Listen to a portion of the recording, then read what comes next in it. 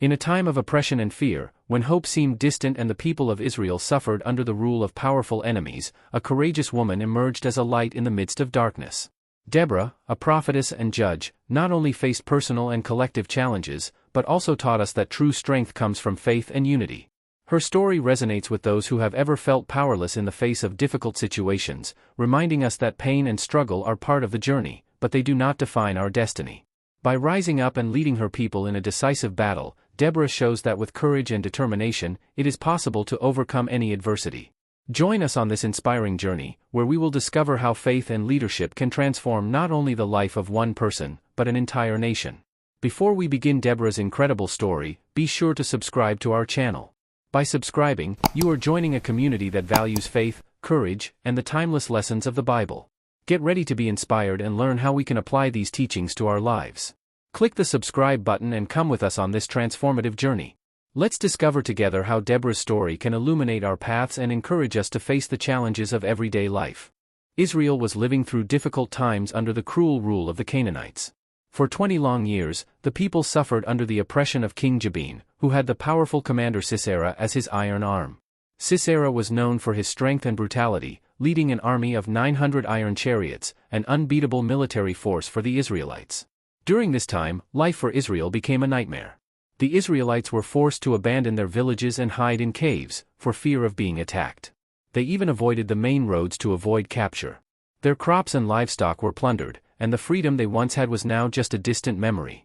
Every day was a battle for survival, and fear dominated everyone's hearts. But even in this dark scenario, God never stopped looking at his people. He saw Israel's suffering, the injustices, and the silent cries of each one. And, just as he had done before, he waited for the right moment to act and free them. Israel was living in dark times, oppressed under the weight of the Canaanites, and it seemed that hope was far away. But in the midst of this scenario, God chose someone special to guide the people, Deborah. She was not a warrior or a commander, but a woman of deep faith, recognized for her wisdom and the gift of hearing the voice of God. Deborah was appointed as a judge and prophetess, an unusual choice, but one that showed how God works in unexpected ways. Deborah sat under a large palm tree between Ramah and Bethel, in the territory of Ephraim. This tree, with its protective shade, became a point of reference for the people. Men and women from all over Israel came to her seeking justice, advice, and guidance. There, Deborah listened to the most complicated issues and the most heated disputes. She listened to each one patiently, reflected and, through prayer, sought God's wisdom for each decision. Deborah's presence under that palm tree represented more than just a meeting of judges. For the people of Israel, it was a place of hope, a symbol that God was still present, even in times of oppression. Deborah was known for her steadfastness and calm gaze, but also for her deep compassion.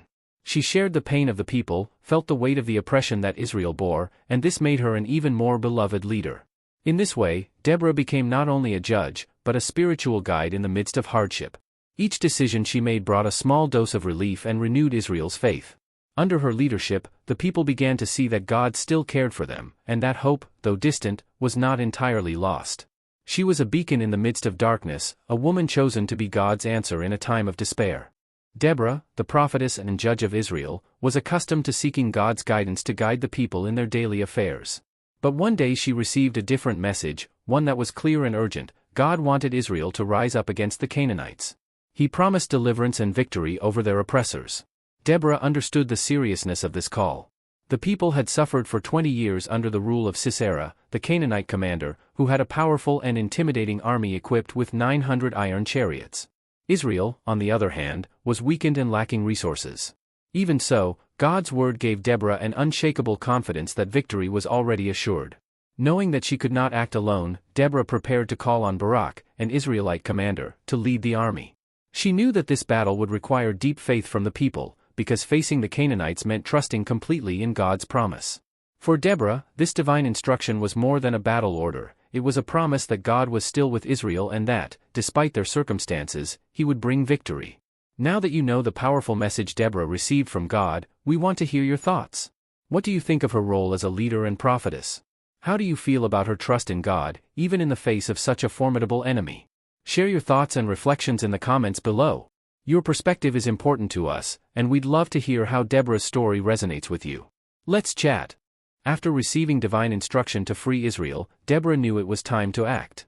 With the promise of victory in her heart, she called Barak, a respected and courageous Israelite commander, to share the mission God had given him. Barak was known among the people for his skill in combat and the respect he commanded among his men, but even he knew the fearsome strength of the Canaanites and their commander, Sisera, with his 900 iron chariots. Deborah, standing before Barak, spoke with the authority of one who knew God was on his side. "The Lord, the God of Israel, commands you, go and gather 10,000 men from the tribes of Naphtali and Zebulun. I will deliver Sisera, the commander of Jabin's army, into your hands." Her words were spoken with such intense conviction that they were impossible to ignore. Deborah was not just delivering military instruction, she carried in her voice the certainty of divine promise. Barak listened attentively to every word, but he felt the weight of the mission. He knew that, humanly speaking, they had no chance against the might of the Canaanites. Even so, Deborah's faith and determination inspired him. But Barak imposed one condition: he would go, but only if Deborah went with him. To him, Deborah's presence symbolized the very presence of God, the assurance that the Lord was with Israel. Deborah accepted without hesitation, but warned Barak, "I will go with you, but know that the honor of this victory will not be yours. The Lord will deliver Sisera into the hands of a woman." It was a bold statement that surprised everyone who heard it. However, Deborah's confidence and her immediate response made it clear that she was ready to lead, whatever the challenge.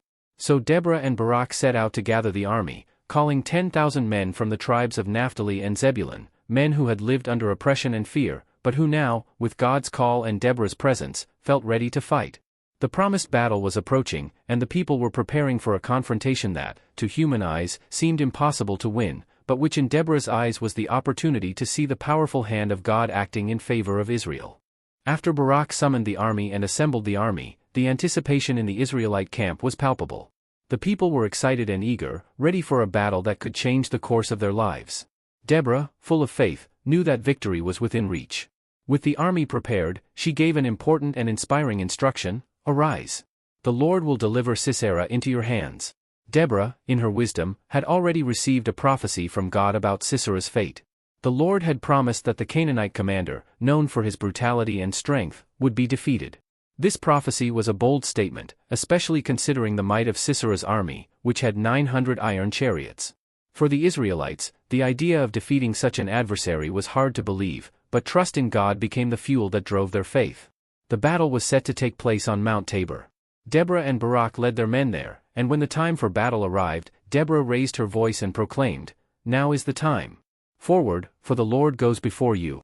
Deborah's words echoed in the minds of each soldier, making them feel invincible under divine leadership. When the Israelites descended from the mountain, God's prophecy was fulfilled in an extraordinary way. He sent a fierce storm that surprised the Canaanites, causing their iron chariots to become bogged down and ineffective. Confusion and panic gripped the enemy army, and it was at this point that the Israelites attacked with courage and determination. Sisera's army was disoriented and in despair. As God had promised, Sisera had no escape. He found himself surrounded by the strength and faith of the Israelites, and thus the prophecy that he would be defeated began to come true. Deborah and Barak were at the forefront, fighting bravely, but the hand of God was clearly visible in the victory unfolding before them. At the height of the battle, Sisera, realizing that his defeat was imminent, abandoned his chariot and fled on foot. He hid in a tent, thinking that he might find refuge. But the prophecy did not stop at the defeat of the army, it extended to his own life. The story of Sisera, a man who had terrorized the people of Israel, was about to come to an end, and the manner in which it would happen would be nothing short of remarkable. After the Canaanite army was defeated, Sisera, the feared commander, realized that his situation was hopeless. With his army in disarray and panic taking over, he decided to abandon his chariot and flee on foot across the vast plain. The terrible storm that God had sent had completely destabilized the Canaanites, rendering their chariots useless and leaving them vulnerable. The fight was already lost, and Sisera needed to find a safe place. As he ran, he spotted the tent of Jael, the wife of Heber, a Kenite. Heber's family was in alliance with the Canaanites, which made Jael a seemingly safe choice for Sisera. He approached the tent, sweaty and fearful, seeking shelter and protection. As he entered, he saw Jael, a strong and fearless woman. She welcomed him warmly, perhaps unaware of what the future held for him. "Do not be afraid," Jael said, as she offered him milk to drink and a place to rest. Sisera, exhausted and alert, sat up, relieved to have found temporary shelter. He had been so focused on escaping that he had failed to notice Jael's cunning. As he rested, she listened intently to his worries and fears. He told her of his army's defeat and his intention to hide until he could regroup. However, Jael knew that his loyalties did not lie with the Canaanites. She had heard stories of Sisera's oppression of the people of Israel, and secretly she longed to free her people from his rule. With quiet determination, Jael decided that she would not let Sisera escape. When he asked for safety, Jael made a bold and dangerous decision. As Sisera fell asleep, exhausted and unaware of the danger he was in, Jael grabbed a tent peg and a hammer, arming herself with courage. Silently, she approached him as he slept soundly. With a precise and firm blow, she drove the tent peg into his temple, ensuring that God's promise would be fulfilled. The terror that Sisera had inflicted on the people of Israel was coming to an end, and Jael became the heroine of this decisive moment. When Barak, who had gone in search of Sisera, arrived at Jael's tent, she greeted him with a smile, revealing the body of the Canaanite commander. The news of Sisera's death spread quickly, and everyone in Israel recognized Jael's courage and cunning. Thus, God's plan was fulfilled. Victory came not only through the hands of Barak and Deborah, but also through the unexpected bravery of a woman who dared to defy an oppressor. Jael became a symbol of strength and faithfulness to the Lord, and Israel's liberation was ever closer. If you are enjoying Deborah's story and feeling inspired by her courage and faith, don't forget to leave a like. This helps us to continue bringing you incredible stories and valuable teachings. Your support makes all the difference. So, click that like button and let's spread this message of hope and strength together. With the death of Sisera, the victory over the Canaanite army became increasingly clear. The defeat of their commander inspired confidence among the Israelites, who were now determined to completely expel the Canaanites from their land. Barak's soldiers, filled with courage, began to pursue the remnants of the enemy, who were panicking and fleeing aimlessly, abandoning their weapons and chariots. Deborah, the prophetess and leader, encouraged her people. She knew that this victory was a sign of God's power and Israel's deliverance. With fervor, she proclaimed a song of praise, celebrating the bravery of the soldiers and divine intervention. Because of Deborah's leadership, Israel is saved, her words echoed, uniting the people in a spirit of celebration and gratitude. Dancing and music quickly spread among the Israelites. They celebrated their deliverance, grateful for the deliverance that God had granted them. This victory was more than a military triumph, it was a reaffirmation of God's covenant with his people, bringing a new period of peace and hope. In time, the remaining Canaanites were completely defeated, and the land was restored. Under the leadership of Deborah and Barak, Israel lived in freedom, free from the fear that had plagued them for so long. The story of this battle would become a testament to the power of God and the courage of his people, told for generations as a reminder that with faith and courage, they can face any challenge. Thus, Israel's victory was not just an act of strength, but a demonstration that, united under God's leadership, they could overcome any adversity and restore their identity as the chosen people. After the victory over the Canaanite army, a spirit of joy and gratitude took hold of the people of Israel. Deborah and Barak, knowing that this victory was the result of divine intervention, decided to express their worship in a special way. They gathered before the people to celebrate and praise God. Deborah began a powerful song, proclaiming the wonders that the Lord had performed. "By your hand, O Lord, the enemies are defeated," she sang.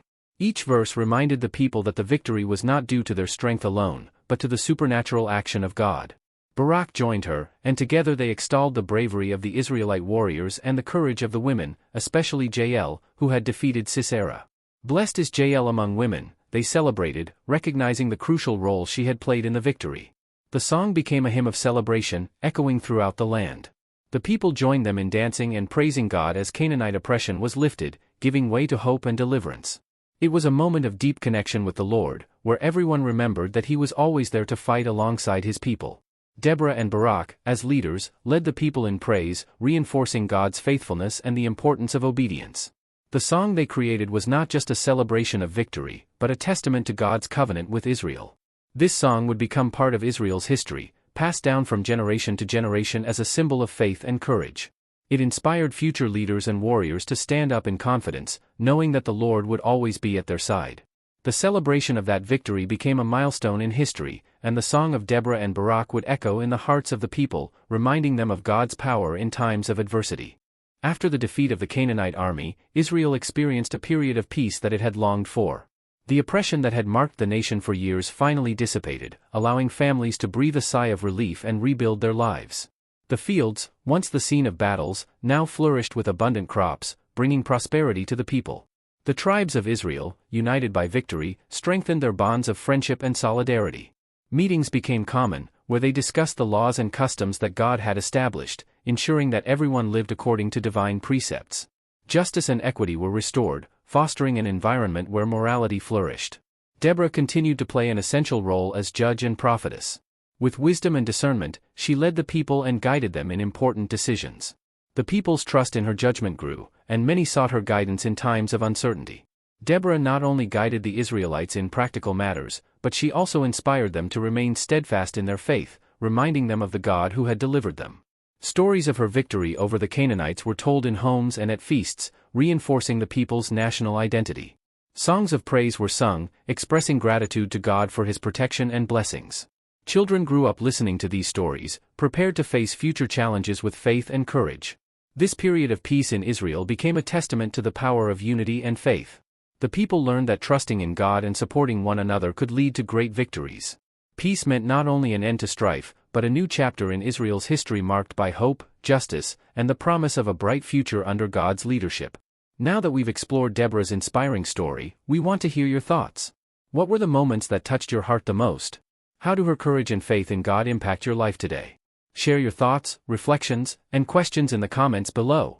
We love hearing your voice and creating meaningful dialogue about these timeless teachings. Let's talk about Deborah's powerful journey and how it can inspire us in our own challenges.